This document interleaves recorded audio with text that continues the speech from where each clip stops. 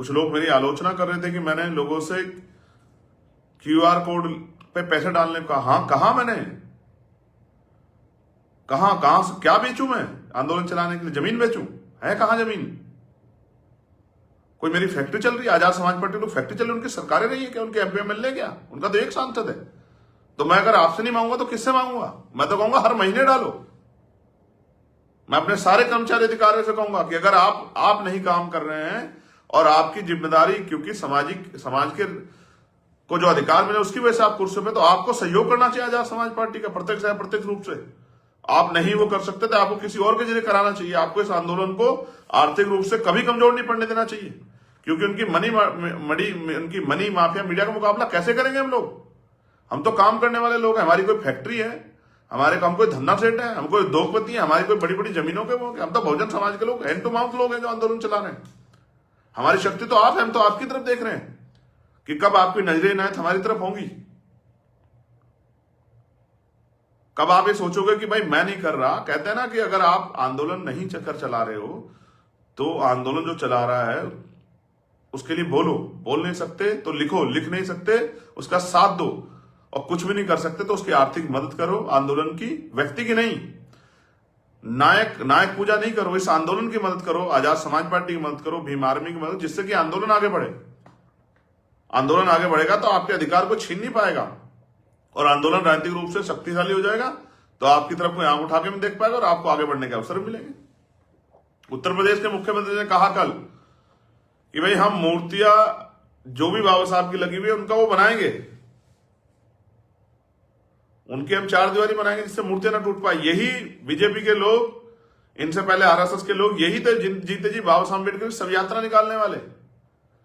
मैंने कहा ना, कुछ भी सामाजिक नहीं है। आज उनको लगता है कि इनकी राजनीतिक शक्ति को, इनके जरिए हम लोग राजनीतिक शक्ति प्राप्त करके वोट ले सकते हैं, तो इनको चाहिए क्या? तो ये बाबा साहब का बड़ा सम्मान करते तो हम इनके सम्मान में कुछ कहेंगे, कुछ करा देंगे, तो ये हमारे वोटर बन जाएंगे। ये सोचा समझा खेल है, इसको आप समझो।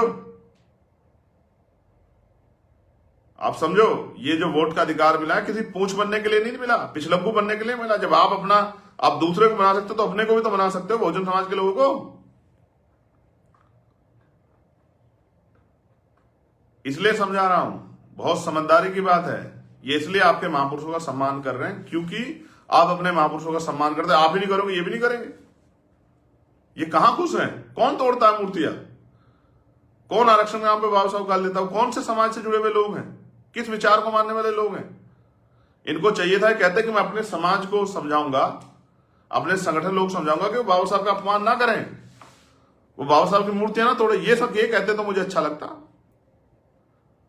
इस देश में तो और भी बहुत सारे महापुरुषों की मूर्तियां, उनकी क्यों नहीं टूटती है? क्योंकि असल जो लड़ाई है वो इसकी है।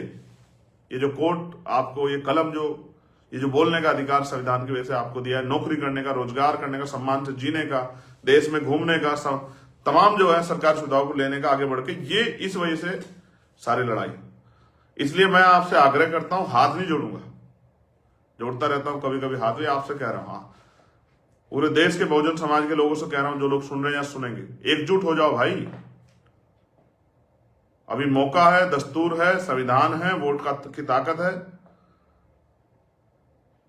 अभी एकजुट हो जाओगे तो ठीक रहेगा, वरना जो आपकी आवाज उठाता उसको कुचल दिया जाता है। अगर आपको नहीं आइडिया तो इतिहास याद करो। बाबू जगदेव प्रसाद कुशवाहा, आपके नायक को गोली मार दी थी बीच में, और मैं तो बच गया गोली खा के। भाई मेरी आलोचना कर लो, जो दूसरे दलों में जुड़े बहुजन समाज के लोग, मेरे ऊपर आरोप लगा लो, मुझे बुरा भला कह लो, मेरे परिवार को, लेकिन अपने बच्चों के लिए तो सोचो भाई। आपके बच्चों का क्या होगा? आप जहां जिन बस्तियों में रहते उनका क्या होगा? उनके बारे में तो सोचो।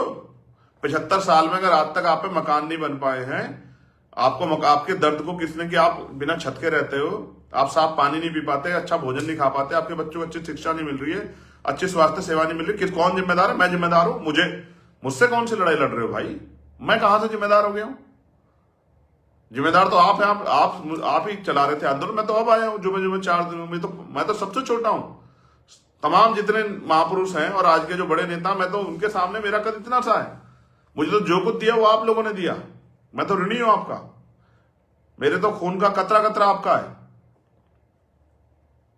और जितना सम्मान आपने मुझे दिया कम नहीं है, लेकिन अवसर भी दे दो तो देखो।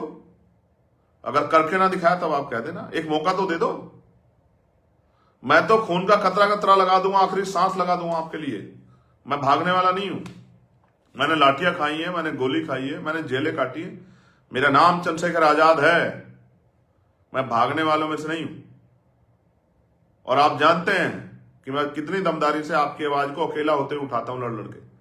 तो मैं कह रहा हूं एक मौका तो दो, फिर देखो आप। हमसे अच्छी शासन व्यवस्था कोई करके दिखा दे। जो हमसे पुराने, मैं उनका भी सम्मान करता हूं। मेरी उनसे कोई लड़ाई नहीं भाई, मैं लड़ना ही नहीं चाहता अपने बहुजन समाज के लोगों से। मैं तो जब बहुजन समाज के लोग आपस में लड़ते हैं तो चुप रह जाता हूं कि भाई मत लड़ो यार, तुम पे तो वैसे ही बहुत हालात तुम्हारे खराब है, तुम पे 4 दफे वैसे मार पड़ती, काहे को लड़ रहे हो। और जब मैं एकता बनाने हम लोग निकल रहे हैं, मैं नहीं, हमारा पूरा संगठन, तो ये एकता को तोड़ने के लिए तमाम षड्यंत्र करेंगे। कहीं गुर्जर और दलित में झगड़ा कराएंगे, कहीं दलित और मुसलमान में झगड़ा कराएंगे, कहीं पिछड़ों में पाल प्रजापति, कश्यप, सैनी, मौर्य, साक्य, कुशवाहा में दलितों में झगड़ा कराएंगे, कहीं जाट और दलितों में झगड़ा, तमाम हथकंडे अपनाएंगे कि एकता ना बने। और उस दिन आप भी गुस्से में कहोगे नहीं साहब आओ ये कर दो, वो कर दो, ये कर दो, फिर आप बाद में पछताते कहोगे साहब अब बताओ कब तक इसी बुरे हाल में पड़े रहे। उस समय आपको मेरी बात नहीं, क्योंकि आप भावनात्मक हो जाते हो, मेरी बात आपको अच्छी नहीं लगेगी। उस समय आप उस समय सारी सोच विचार अलग रख देते हो गुस्से में, और नहीं ये करो वो करो करो। तो मैं तो आपको समझाता रहता हूं भाई,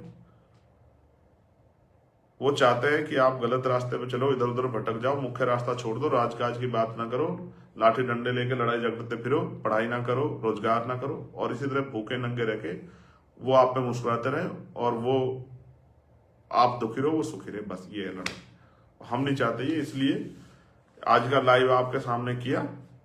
मैं मध्य प्रदेश के एक कार्यकर्ता जिसने सहयोग किया एक एक पैसे का मुझे वहां पहुंचाने में, साधनों के रूप में, आंदोलन में, रैली में, मैं सबका ऋणी हूं, सबका स्वागत करता हूं, सबका धन्यवाद करता हूं। मेरे जन्मदिन के अवसर पर जिन्होंने सहयोग किया उन सबका भी धन्यवाद करता हूं, उन सबका भी ऋणी हूं। मेरी लोकसभा क्षेत्र के लोग, मेरे तमाम, मेरे भाई, मेरी बहनें, मेरी माएं, मेरे बड़े बुजुर्ग, मेरे साथी, पार्टी के तमाम नेता, हमारे भीम आर्मी के हमारे नेता, राष्ट्रीय अध्यक्ष जी, हमारे राष्ट्रीय महासचिव साहब, पार्टी के राष्ट्रीय महासचिव साहब, सारे कोर कमेटी के लोग, आखिरी कार्यकर्ता। यार मैं तुम सबसे छोटा हूं, मैं तुम सबसे छोटा हूं, सबसे छोटा कार्यकर्ता हूं। मैं अपने आप में गौरवान्वित हूं कि मैं भीम आर्मी आजाद समाज पार्टी का कार्यकर्ता हूं। मुझे इस बात की खुशी, गुस्सा करता हूं, नाराजगी करता हूं, क्योंकि उसका एकमात्र कारण ये है भाई कि जितनी मेहनत करता हूं, उम्मीद करता हूं कि आप भी उसके बराबर मेहनत करो। लेकिन ठीक है, कोई कम करता है तो ठीक है, प्यार भी करता हूं तो गुस्सा भी करता हूं, उसमें क्या है।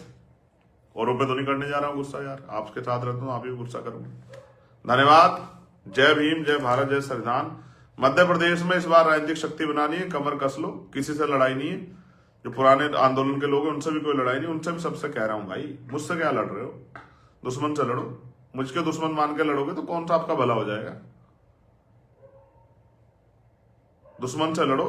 आपने सबको मौका दिया, पिछले आंदोलन में 40-40 साल दिए, मुझे 10 साल दे दो, फिर आरोप लगा लेना मेरे ऊपर, फिर मुझे बुरा भला कह लेना, फिर मुझे जितना मर्जी या कोस लेना। अपने बच्चों, एक बार अपने बच्चों, आपके बच्चों, मेरे बच्चों, हमारे बच्चों के लिए, हमारे परिवारों के लिए, इस गरीब बहुजन समाज देश के आदिवासियों के लिए, दलितों के लिए, मुसलमानों, बुद्धिस्टों के लिए, ईसाइयों के लिए, पिछड़े वर्ग के लोगों के लिए एक बार काम करने का मौका तो किसी भी स्तर पर देकर देखो।